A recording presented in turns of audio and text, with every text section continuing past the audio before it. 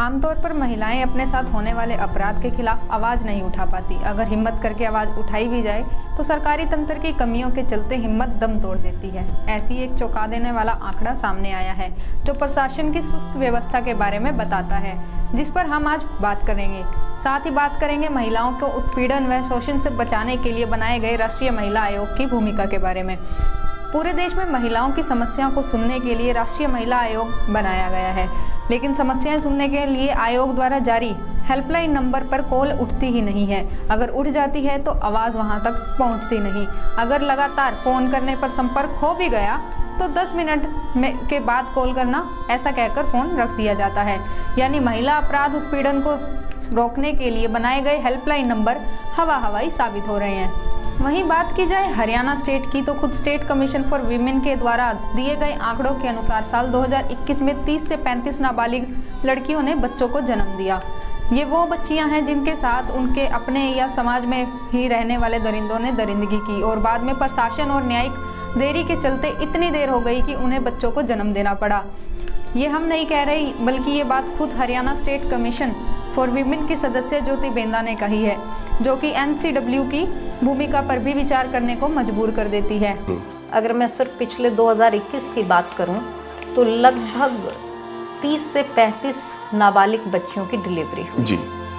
और तो आयोग ने बहुत सारे केसेस में ऐसा सामने आया कि माइनर बच्ची के साथ यौन शोषण हुआ और वो प्रेग्नेंट हो गई जी।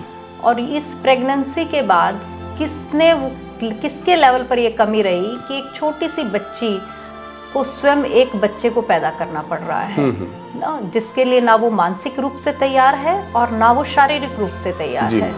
तो उस पर फिर जब हम हमने बहुत सारे केसेस को जब एनालाइज किया तो ये देखा कि कहीं ना कहीं इसमें मेडिकल बोर्ड की तरफ से भी डिले मिलता है। इसमें मेडिकल बोर्ड की तरफ से कि आज डॉक्टर नहीं बैठे थे, आज बेंच नहीं था, आज फिजिकल नहीं हुआ, हमारे पास सुविधा नहीं थी, इन सब चीज़ों को लेकर के। और दूसरा, जो बच्ची जिसके खुद पिता ने अब्यूज़ किया, माँ घर में नहीं है, तो उस बच्ची का अब मामला, उसको जो अबॉर्शन ले जाना है, टर्मिनेशन ले जाना है, वो कौन लेकर के जाएगा। हाल ही में बुली भाई ऐप पर मुस्लिम महिलाओं की तस्वीरें अपलोड करने के मामले में राष्ट्रीय महिला आयोग ने दिल्ली पुलिस को कार्रवाई तेज करने के लिए कहा। जब मुझे इस बारे में जानकारी हुई तो हाल ही में एक महिला पत्रकार द्वारा महिला आयोग के बारे में अपनी अनुभवों को साझा की हुई एक पोस्ट सामने आई। अपने अनुभवों के बारे में बताते हुए दीप्ति ने लिखा कि एक स्टोरी के सिलसिले में मुझे महिला आयोग की अध्यक्ष से बात करनी थी। आयोग की वेबसाइट पर दिए गए नंबरों पर मैंने सिलसिलेवार कॉल करना शुरू किया, लेकिन एक भी कॉल रिसीव नहीं हुई। दसियों कॉल करने के बाद एक कॉल रिसीव हुई तो उधर से बिना मुझे सुने यह कह दिया गया कि 10 मिनट बाद कॉल कीजिएगा। 10 मिनट बाद जब फिर से कॉल लगाई गई, लेकिन कॉल रिसीव नहीं हुई। उसके बाद मैंने वेबसाइट पर दिए गए सभी नंबरों पर 1 बाय 1 कॉल करना शुरू कर दिया, यह सोचकर कि किसी न किसी पर तो बात होगी ही, लेकिन गलत साबित हुई। करीब एक हफ्ते बाद सोमवार दोपहर मैंने राष्ट्रीय महिला आयोग से शिकायत दर्ज कराने के लिए दिए गए लैंडलाइन नंबर डायल किए, लेकिन यहाँ से भी कॉल पिक नहीं हो सकी। ऐसे में सवाल उठता है कि क्या जब एक जर्नलिस्ट का ही महिला आयोग से बात करना इतना मुश्किल है, तो फिर क्या महिला आयोग महिलाओं के लिए वास्तव में मदद करता है, या फिर महिलाओं के हक में सिर्फ नोटिस जारी कर अपनी रस्म अदा कर दी जाती है। वहीं आयोग की भूमिका सिर्फ नोटिस जारी करने और ATR मांगने तक ही सीमित है।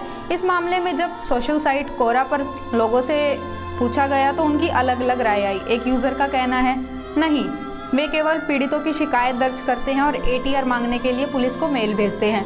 पुलिस द्वारा उन्हें कोई भी ATR भेज दी जाती है, उसके बाद शिकायत बंद हो जाती है। बस उनकी यही भूमिका है। इसके अलावा उनके काम में महिलाओं की सुरक्षा को लेकर समय समय पर टिप्पणी करना भी शामिल है। एक अदर यूज़र लिखता है कि मेरा जवाब नहीं है।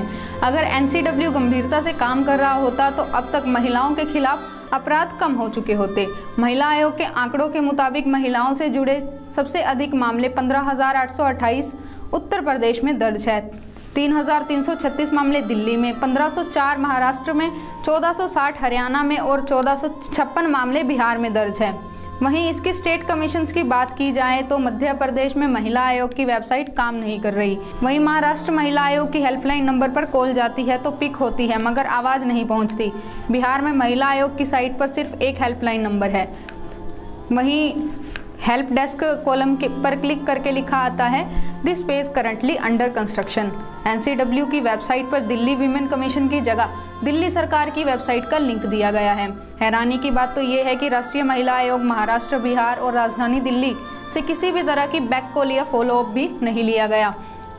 ऐसे में देश के कई राज्य तो ऐसे हैं जिनकी वेबसाइट ही नहीं है। आंध्र प्रदेश, गोवा, जम्मू कश्मीर, कर्नाटका, केरल, मिजोरम, नागालैंड, सिक्किम, तमिलनाडु, अंडमान निकोबार, चंडीगढ़, दादरा नगर हवेली, दमन दीव और लक्षद्वीप में महिला आयोग की वेबसाइट ही नहीं है।